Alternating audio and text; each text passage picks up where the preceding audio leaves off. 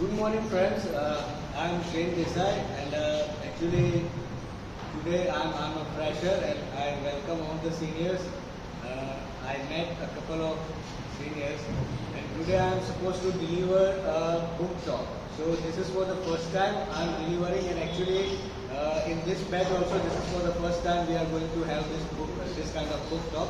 So I have completed my masters in literature. So I have selected a book from that discipline itself.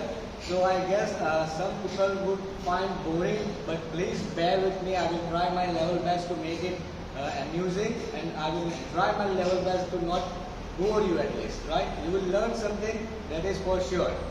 So let's begin the book talk. I will not take more than 20 minutes. The time I have been allotted is just 20 minutes. So today I am going to deliver the book talk is on a Turkish-born British author, Elif Shafak, right? Elif Shafak, she is one of my favorite authors. After George Orwell, I would say George Orwell. I was influenced by the language of George Orwell, and then I came across these novels, fictions of Elif Shafak, and I was influenced by her language too. So I would rather suggest that this is not only the novel which the students of literature should read, but it is also very much useful for the students of MA ENT as well, because the language which she used is like flabbergasting.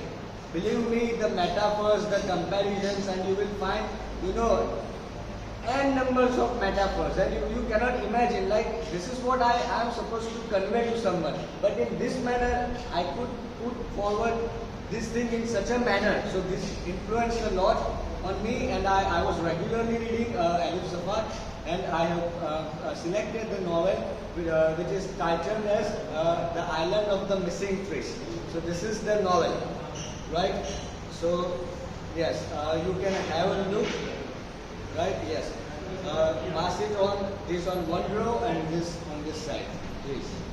You can have a look. You can feel the book. Actually, I believe that feel the book and read people. Right? Smell the book.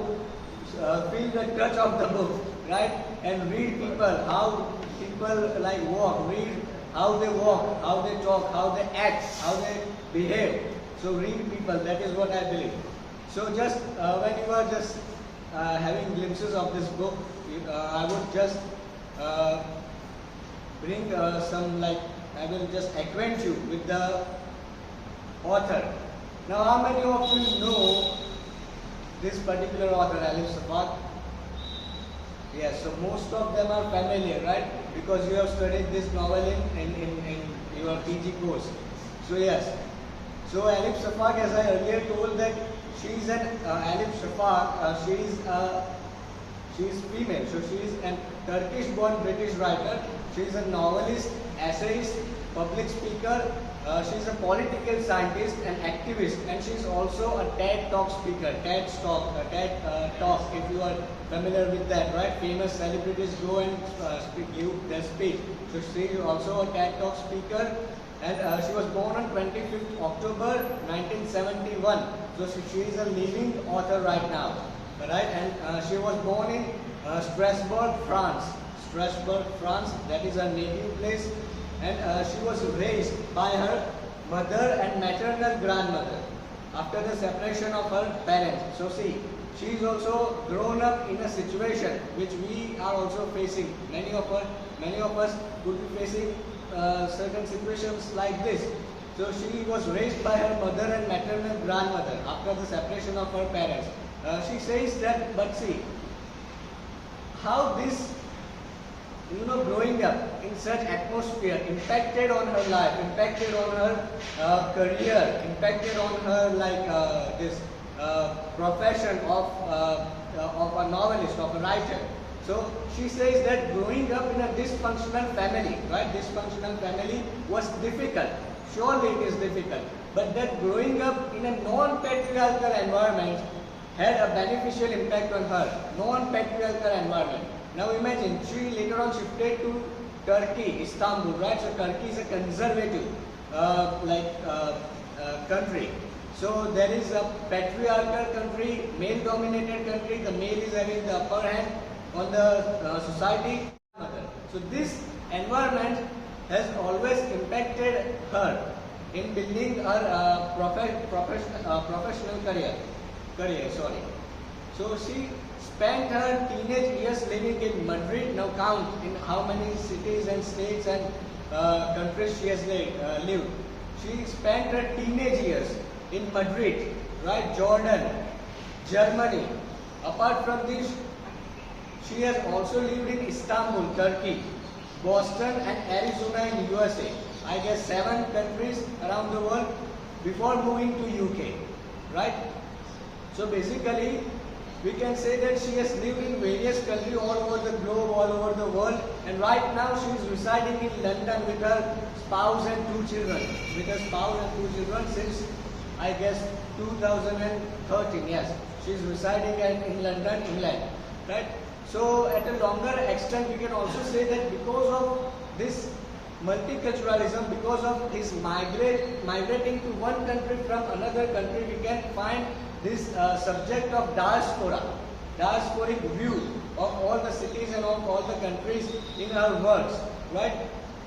And like his immense desire, his wish for being connected to the roots, right? We may migrate, our native place may be different, but because of our profession, because of our occupation, we migrate from place to place. So that nostalgic memory, always that idea of our hometown, of our home place, always remains with us, right? Yes. Now talking about her nationality, as I told, she migrated many places all around the globe. Now talking about her nationality, what would you say? What kind of nationality would she would be having, right? Like British or Turkish author or American author? What would be your suggestion? Anyone, please? Might be Turkish author. Turkish author, yes. Then British, Turkish, both. Right. So right now she is occupying this, she has been awarded by the British government the legal citizenship of Britain. So she is a British by citizen, but what she says, let us read out.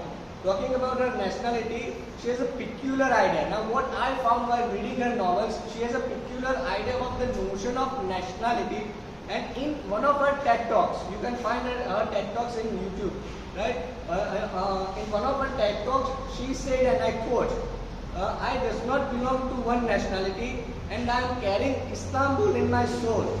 So this is what her idea is of nationality, as we are, like I belong to Nadia, but if I have migrated from another place, that memories will come along with me, right? So I carry all those memories of that place, of that people, that surrounding places, all that along with me in my heart, in my mind, and in all the human agency, right? Shafak writes, now in terms of linguistically, Shafak writes in Turkish, Kurdish and English. So she is a non-native writer like us. We are a second language speaker. English is our second language. We are not a native speaker. But if we opt for the profession of writer, then we would write in English. So this would be, our second language. So she is writing in Turkish, her mother tongue. Then he also writes a Kurdish, which is a dialect. Kurdish is a dialect. Kurd people, Kurd community, right? Just as we have Bosari in the Surti Gujarati, Kathiawadi Gujarati. So she writes in Kurdish and then in English. But believe me, after reading her novels, we were scrutinized that she is a non-native speaker of English. That she has that great command of language. And she has published 19 works and she is best known for her fictions and novels. Not only that, but her books have been translated into 55 languages. She is, I guess, 1971, so at the age of my mother, so 53 years old. Right? She is living author and believe 55 different languages. Her works are translated into 55 languages. Right? So, and her works have also been nominated for several literary awards, right? Booker Prize Award. You will find bestseller book in Turkey, bestseller international, and so. You will find on that book, right? So, and the Financial Times, which is the newspaper, the Financial Times, I guess newspaper or magazine, the Financial Times, and this is is the recent one, 2019, and that one is 2021. So I will later on talk about it. But if we dive a little bit deeper into it, then we can find that some astonishing subjects and some, debatable subjects and themes into our novels. If we scrutinize, then our fictions talk about sun cult, right? Sun cult. In Gujarati we say that, not in Gujarati, let me go with English itself, that the immense desire to have sun, to continue our hair, right? Then ostracism. What is ostracism? Which means to abandon particularly a female being, right, female gender, for certain reason. If a female is in love with other community, other caste person, then the family will ostracize him. So they will abandon him. That female will become a mutlar child, right? Then Turkish diaspora. I said that nostalgia, Turkish diaspora, obviously cultural division. Cultural division that is also found in the island of the missing tree, like Greek Cypriots. The people of Cyprus are known as Cypriots, right? So Greek Cypriot and Turkish Cypriots. There is a division. There is a love story in the midst of civil war, right? There is a man named Kostas Kazantzakis, who is a Greek Cypriot Christian, and there is Daphne, and Daphne is a Turkish Cypriot Muslim. So there is intercommunal love, intercultural love, and how they face difficulty. That is what they are talking about in the island of the missing trees. And the question of women equality and empowerment. And recently, the gender studies has taken this novel very seriously. LGBTQ plus. There is also a mark of tinge of LGBTQ plus in that novel, The Island of the Missing Trees. There is a couple named Yusuf and Yorgis. They are gay couples. So the people, those who are doing their research in gender studies, they are reading this novel and they are mailing this author and they are searching on it. Right? Democracy, multiculturalism, interstitial identity. Do you know what interstitial identity is? Now, we are moving, the third person immigrant will have this interstitial identity. Suppose I am moving America. I have been to America and I have seen this problem. This is the recent problem of the Indian diasporic people, not Indian diasporic people, but the all over diaspora in the world. The first generation will move, then the second generation will come. They will be half Indian, half American. The third generation will come, and this third generation will be totally American. They would not even know a little bit about their roots, right?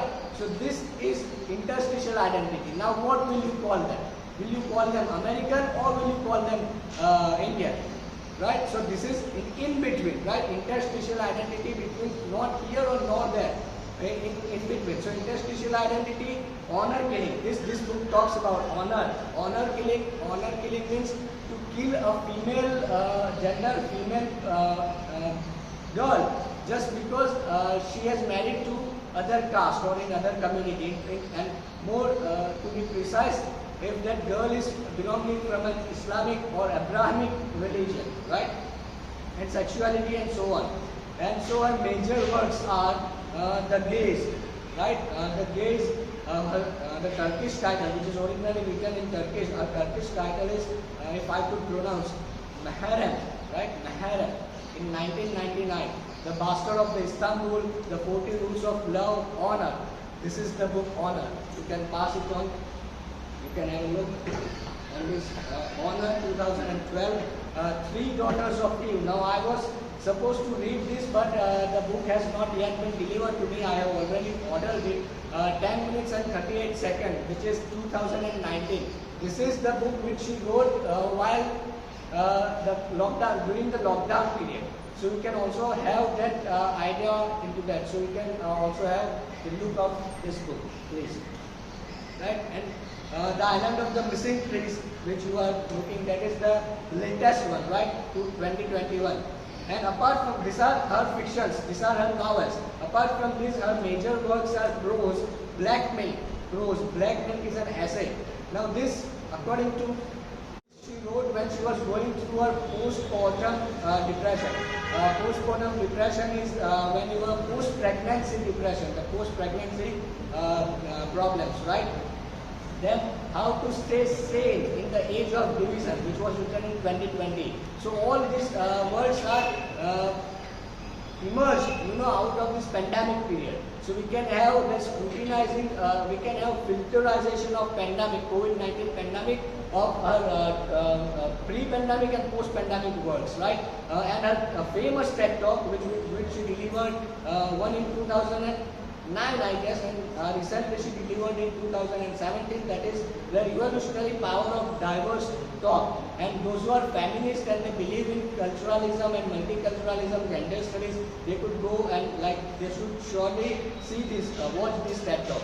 Right? Now coming to our novel, this was all about the author Elif Shafak. Now coming to the novel, The Island of the Missing Trees. Now this novel comes under the rubric, under the title of Environment and Literature. This is an environmental novel, right? You will find n number of trees. There is an ample amount of environmental terminology, right? It can also be viewed from different lenses as well. There are kaleidoscopic view. Have you all guys seen kaleidoscope? Like you see and then the designs are same, right? So once you hand the book over, there is like kaleidoscopic view. What I have viewed, you cannot view. There is always a different view. There is always different interpretation. So feminism, eco-feminism, right, which is the recent emerged topic in research, eco-criticism, and it is a postmodern novel. This novel, The Island of the Missing Tree, is a postmodern novel.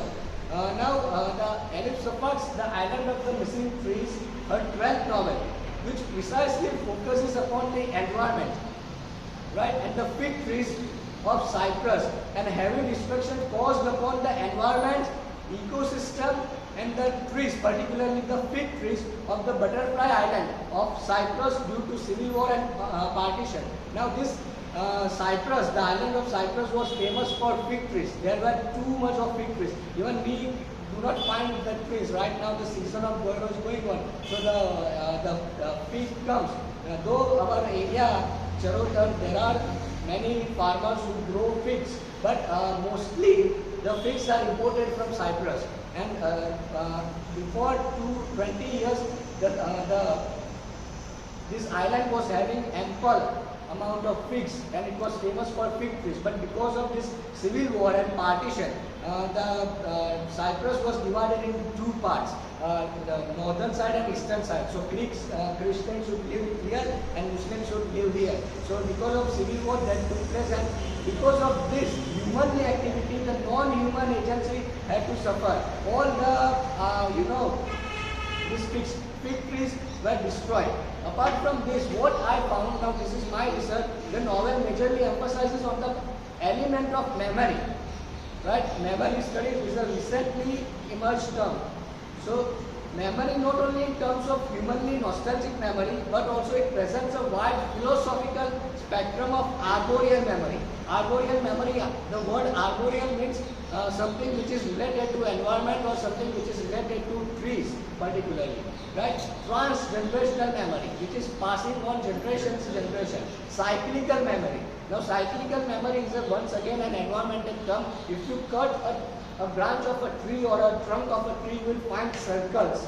Right? So that is cyclical memory. The scientists believe that circles reveal the memory of the tree. If the circle is damaged from between, that means the tree has suffered a lot. That circle should be in a complete circle. So that is how that is the cyclical memory. Then philosophical spectrum of arboreal memory, as I told, transgenerational memory, cyclical memory. Amidst the subject like civil war, partition, generational trauma, arboreal suffering, nationalism, migration, homophobia, home and memory, and the diasporic view from the personified narration of a fig tree. Now if you go there in the island of the missing tree, you will find that there is a personification, a new literary strategy, right? A fig tree is narrating the story. Right, a fig tree is narrating the story. There are parts. Once the story is going in a linear manner, and in between the the fig tree is being personified over here, and the scientific name, the name is also given to that particular fig tree, that is Ficus carica, Ficus serica or Ficus carica, keeping in center the history of Cyprus from 1974 to the 2010. So this is the time period, and this is this is not fiction, but this is the civil war has taken place. So this is historical fiction. Right, historical fiction. Real incident has been taken place. You can go on the last page of the book and you will find the history, and you will find the picture of how the Nicosia, the capital of Cyprus, was divided into two parts. Right, and that is also the photo of the author Elif. The novel is written in postmodern style. Those who are from literature, they would know postmodern style. That means anti-linear style. It is not going like storytelling. What happens next, right? It is anti-linear style, oscillating its major characters between Cyprus, between Nicosia, Cyprus, and London, England, right? Shaping a parallel plot. There are two plots going parallel. One from the perspective of fig tree, and one from the perspective of the main character, Ada Kazantzakis, right? Kostas, which is her father, who is a botanist and ecologist, and Aunt Miriam. So two plots parallelly are going along with them. So novel is consisting of 6 parts, which are named after or similar to a tree, a structure of a tree. Like the first part goes on how to bury a tree, roots, trunk, branches, ecosystem, and how to bury a big tree. Unbury a tree, sorry. So 6 parts, including a prologue titled as Island. Right? So the novel begins with a teenager, Ada Kazantzakis. The name, she is a teenager protagonist, female protagonist, Ada Kazantzakis, who wants to know or who wants to dig up her past, as this desire of hers is propelled by the project given by her teacher in the school to share her experience of her roots, of her belonging. So here is a girl, a young girl of 16 years, Ada Kazantzakis, and her teacher. There is a summer vacation. After 2 days, they are going to have their summer vacation. So her history teacher, Mrs. Walcott, she gave a project that you should find your past. Where do you belong from? What is your belonging? Right? We all have our native place to right? So that is, the teacher gave this project. So out of this project, as a result, she got an introspective question, right? Introspective question in her mind, that is, and I quote, "What I don't understand is why my own parents never talked about the past even after they moved to England. Why the silence?" So this is the question, and for this reason, on this whole big question, the novel is written. So memory, the element of memory is at the center of this novel, right? And can I have that novel, please? Yeah. Thank you. So here, I would like to read one dialogue of Mrs. Walcott.